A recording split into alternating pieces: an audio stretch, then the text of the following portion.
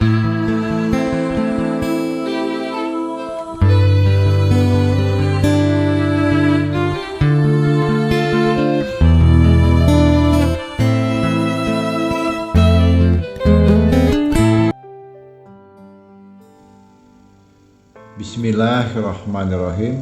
Assalamualaikum warahmatullahi wabarakatuh.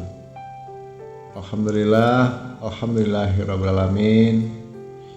Kita panjatkan puji syukur kehadirat Allah Subhanahu wa Ta'ala, yang mana kita semuanya masih dapat kembali berjumpa di channel Jalan Surga ini, tentunya dengan masih diberikan kesehatan baik secara lahir maupun batin, dan semua kenikmatan serta karunia-Nya tak kurang dari suatu apapun. Amin amin ya robbal alamin. Tak lupa juga marilah kita terlebih dahulu bersama-sama menyampaikan salawat dan salam tentunya hanya kepada junjungan kita baginda Rasulullah Nabi Muhammad SAW, yang mana telah sama-sama kita ketahui berkat beliaulah kita semuanya, khususnya umat muslim dimanapun saja kita berada, telah dikeluarkan dari alam kegelapan dan telah menuju alam nur atau cahaya seperti yang kita rasakan saat ini. Allahumma sholli ala Sayyidina Muhammad wa ala ali Sayyidina Muhammad. Allahumma sholli wa salim wa barik alaihi. Al-Fatihah. Baiklah kaum muslimin rahimakumullah, sahabat jalan surga dimanapun saja berada di rahmat Allah. Pada kesempatan kali ini tema yang akan kita bahas adalah membahas tentang perbedaan ilah ruhi, ilah arwahi, dan ilah hadrati dalam mengirim Al-Fatihah. Seperti yang sama-sama kita ketahui, seringkali kita mendengar ketika orang bertawasul, saudaraku, mengucapkan kata ilah hadrati, ilah ruhi, dan ilah arwahi. Namun kadang kita tidak mengerti apa perbedaan dari ketiga kata tersebut. Kita hanya selalu mendengar saja. Kata-kata ini tentunya tidak asing lagi ya, tiga kata ini. Ilah hadrati, ilah ruhi, dan satu lagi adalah ilah arwahi. Maka dari itu kali ini kita akan membahasnya bersama-sama, dan semoga harapan Gus ini bisa bermanfaat untuk saudaraku semuanya. Jadi kita dari yang pertama dulu, saudaraku. Kalau kita bicara dari ketiga kata tadi, kita perjelas dulu untuk yang pertama, yaitu adalah ilah hadrati. Ya, kata ini adalah kata sebutan yang digunakan untuk merujuk pada seseorang yang kita nilai lebih tinggi derajatnya di hadapan Allah Subhanahu wa Ta'ala, atau orang-orang yang dicintainya. Adapun penggunaan kata ilah hadrati ini adalah sebagai bentuk penghormatan atau memuliakan seseorang kepada orang lain yang disebutkan, yang di sini diketahui orang tersebut sudah tidak terbantahkan lagi. Terbantahkan dalam bentuk apa, Gus? Tidak terbantahkan lagi itu tentunya tentang keilmuannya, ya, tentang keimanannya. Misalnya ini dikhususkan kata-kata ilah hadrati ini biasanya seperti untuk para nabi, ya, para keluarganya, para sahabatnya, para tabi'in, para aulia, serta para ulama, yang intinya kalimat ilah hadrati ini digunakan untuk orang-orang yang kita muliakan. Artinya ini ditunjukkan ke hadapan Nabi yang terpilih, yaitu siapa? Rasulullah Nabi Muhammad SAW, dan kepada para istri-istrinya dan semua anak keturunannya serta ahli bait atau keluarganya yang mulia. Untuk kesemuanya itu untuk yang ilah hadrati, ya saudaraku. Nah, kemudian untuk yang kedua, di sini ada juga, kalau tadi ilah hadrati, ini adalah ilah ruhi. Nah, kalimat ilah ruhi itu di sini mempunyai arti sebutan kepada sebuah ruh atau seseorang. Kalimat ini adalah bermakna tunggal atau ditujukan kepada satu orang. Itu dipahami. Pada kalimat ini penggunaannya bisa ditambah kata khususon. Misalnya seperti yang Gusti contohkan ini. Khususon ila ruhi abi wa ila ruhi umi lahumal fatihah. Nah, artinya apa? Artinya dikhususkan kepada ruhnya ayahku dan ruhnya ibuku untuk keduanya, Al-Fatihah. Nah, adapun setelah kata abi, maka di situ kita bisa menyebutkan nama ayah kita.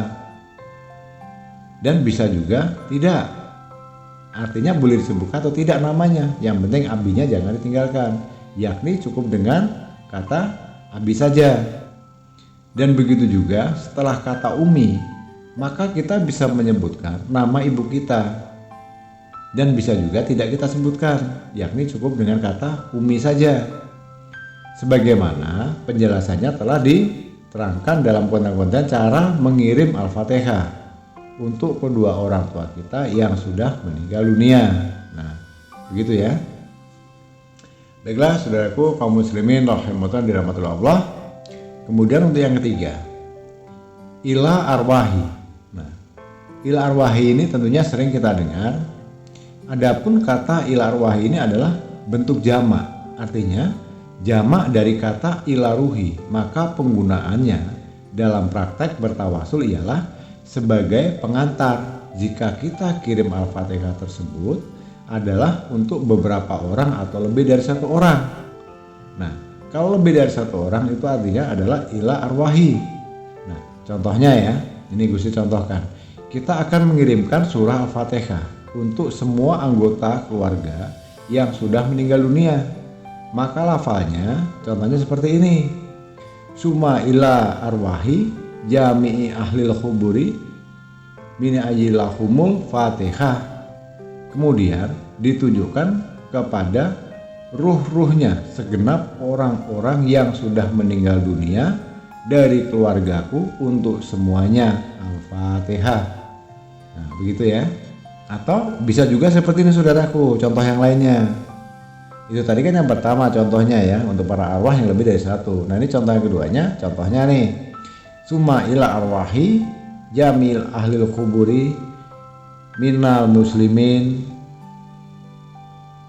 wal muslimat wal mu'minin wal mu'minat lahumul fatihah. Nah, kemudian ditunjukkan kepada ruhnya segenap orang-orang yang sudah meninggal dunia dari orang-orang Islam, baik laki-laki dan perempuan, dan orang-orang yang beriman baik laki-laki dan perempuan, untuk kesemuanya, Al-Fatihah. Itu artinya. Jadi saudara-saudaraku, di sini sangatlah jelas ya. Sangatlah jelas perbedaan antara kata ila ruhi dan ila arwahi. Di mana pada penggunaannya antara satu dan banyaknya orang yang akan kita sebutkan dan kita kirim surat Al-Fatihah tersebut. Jadi bisa membedakan di mana di situ untuk mengirimkan Al-Fatihah itu bertawasul itu, Al-Fatihahnya ditujukan kepada termasuk hamba Allah yang dimuliakan oleh Allah. Seperti yang tadi sampaikan. Contohnya dimuliakan adalah Rasulullah, para sahabatnya, keluarganya, istrinya, dan anak keturunannya. Kalau untuk ibu bapak kita beda lagi. Kalau untuk beberapa orang berbeda lagi. Nah, kemudian kita sering mendengar kata-kata itu summa. Kata summa itu sendiri adalah berarti kemudian. Mana kata summa atau kemudian ini adalah sebagai penghubung antara orang yang disebut pertama dengan orang yang berikutnya. Ada yang membaca, melafalkan doa untuk mereka. Contohnya seperti ini. Khususon ila ruhi abi Allahumma fi lahu warhamhu wa ahbihi wa anhu lahul fatihah. Terkhusus kepada ruhnya ayahku, ya Allah, ampunilah dia, kasihnilah dia, selamatkanlah dia, dan maafkanlah dia untuknya. Al-Fatihah. Paham ya sampai di situ? Namun di sisi lain ada juga yang langsung berkirim Al-Fatihah tanpa mengucapkan doa terlebih dahulu. Contohnya seperti apa? Khususon ilah ruhi abi lahul fatihah. Nah, gue ulangi ya. Khususon ilah ruhi abi lahul al-fatihah. Nah, ini artinya terkhususnya kepada ruhnya ayahku untuknya al-fatihah. Lalu kalau kita bahas lagi, apakah makna dari perbedaan tersebut? Perbedaannya, kedua-duanya adalah sama-sama baik dan sama-sama benar. Namun kalau diambil perbandingan dalam contoh yang pertama dan kedua, contoh pertama adalah kita mengirim doa dan surah Al-Fatihah. Dan dalam contoh yang kedua adalah hanya mengirim Al-Fatihah saja. Yang kedua-duanya tentunya sama-sama baik dan sama-sama benar. Namun jika kita berharap pengirim yang lebih utama atau lebih afdol, maka cara yang pertamalah yang tepat kita pakai, yaitu mengirim doa dan surat Al-Fatihah. Nah, artinya di sini kesimpulannya antara dua pilihan kita bisa membedakan dan bisa memilih sendiri. Tapi kalau menurut Gusli, kalau ada cara yang pertama yang lebih bagus, kenapa tidak kita gunakan? Antara yang pertama dan kedua, saran Gusli lebih bagus supaya lebih afdal gunakanlah cara yang pertama. Ya. Kenapa? Cara yang pertama ialah yang tepat kita pakai, yaitu bukan hanya mengirim Al-Fatihah saja, tapi yaitu mengirimkan doa dan surah Al-Fatihah. Sedangkan yang kedua itu tidak ada doanya tapi hanya Al-Fatihah saja. Artinya kalau kita mengirimkan doa dan Al-Fatihah itu punya nilai plus. Nah, seperti itu ya saudaraku ya. Gusli rasa dari sedikit materi ini sangat jelas, sangat singkat, padat dan mudah dipahami. Semoga harapan Gusli apa yang Gusli sampaikan ini bermanfaat. Karena selama ini seperti sama-sama kita ketahui, bagi orang yang belum paham tentang ketiga kata ini pasti bingung. Ini perbedaannya apa sih? Nah, perbedaannya apa? Antara ilah ruhi, ilah arwahi, dan ilah hadrati untuk dalam mengirim Al-Fatihah. Itu sering banget kita mendengar kata ketika orang bertawasul mengucapkan kata ilah hadrati, ada yang ilah ruhi dan ilah arwahi. Namun kita kadang nggak mengerti apa perbedaan dari ketiga kata tersebut. Nah, itulah makanya tadi Gusli bahas tentang ketiga-tiganya. Artinya harus bisa membedakan, memilah dan memilih. Jangan sampai salah dalam penempatan. Niatnya baik, niatnya sudah benar, tapi cara penyampaiannya salah. Akan lebih bagus coba diulang kembali, diputar kembali video atau audio ini, dihafalkan dulu, bila perlu dicatat atau direkam. Supaya apa? Setelah ini bisa dicatat, dipahami, bisa menjadikan suatu pedoman untuk saudaraku semuanya ke depannya. Jangan untuk hanya kita saja. Sampaikan kepada anak kita, istri kita, saudara kita, kerabat kita, supaya mereka juga paham tentang tiga kata ini. Supaya mereka paham apa arti dari ilah hadrati, ilah ruhi, dan ilah arwahi. Ketiga-tiganya ini berbeda fungsi saudaraku. Jadi jangan sampai salah kaprah ya. Baiklah kaum muslimin rahimatullah, sahabat jalan surga yang dirahmati Allah, Gusli rasa cukup sampai di sini dulu. Sedikit penyampaian singkat dari Gusli ini, harapan Gusli bisa bermanfaat. Dan khusus untuk saudaraku yang saat ini mungkin baru pertama kalinya menemukan video dan audio ini, yang baru bergabung di channel Jalan Surga ini, harapan Gusli mohon dengan keikhlasan hatinya untuk ikut bersama-sama membangun, membesarkan channel Surga ini, supaya kedepannya bisa bertumbuh, berkembang semakin lebih baik, semakin besar dan bisa bermanfaat untuk saudara kita yang lainnya. Mohon keikhlasan hatinya untuk membantu membesarkan channel ini dengan cara menekan tombol subscribe, tekan tombol loncengnya, bagikan video ini sebanyak-banyaknya ke sosial media manapun. Bagi yang sudah menekan tombol subscribe-nya, menekan tombol loncengnya dan membagikan video ini kemanapun, Gusli doakan untuk saat ini apapun yang sedang menjadi hajat saudaraku, apapun yang menjadi keinginan saudaraku yang selama ini belum terkabul, Gusli doakan semoga segera dijabah dan dikabulkan oleh Allah Subhanahu wa taala. Amin. Amin ya rabbal alamin. Dan seperti biasanya, Gusli selalu mengingatkan, Jika saat ini di antara saudaraku sedang memiliki hajat, apapun bentuk hajatnya, tentang apapun itu, silahkan tinggalkan pesan di kolom komentar dengan cara mengetik atau meninggalkan tulisan Qabil tuh, kemudian tuliskan hajatnya. Insya Allah nanti akan Gus Li aminkan dan kita aminkan bersama, dan semoga apa yang menjadi hajat atau keinginan saudaraku saat ini segera diijabah oleh Allah Subhanahu wa taala tentunya. Amin amin ya robbal alamin. Al-Fatihah. Bismillahirrahmanirrahim. Alhamdulillahirabbil alamin. Arrahmanirrahim. Maliki yaumiddin. Iyyaka na'budu wa nasta'in. Ihdinas siratal mustaqim. Siratal ladzina an'amta 'alaihim ghairil maghdubi 'alaihim. Amin amin amin amin ya robbal alamin.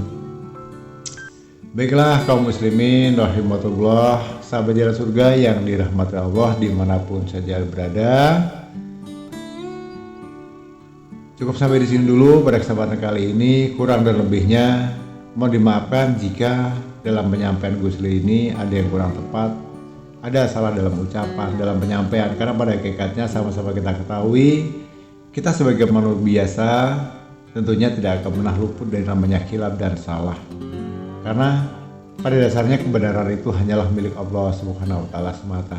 Sekali lagi mohon dimaafkan lahir dan batin.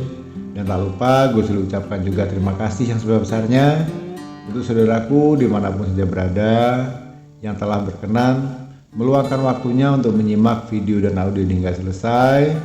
Semoga ini bisa bermanfaat, dan sekali lagi terima kasih dan mohon maaf. Di akhir kata, wabillahi taufiq wal hidayah. Wassalamualaikum warahmatullahi wabarakatuh.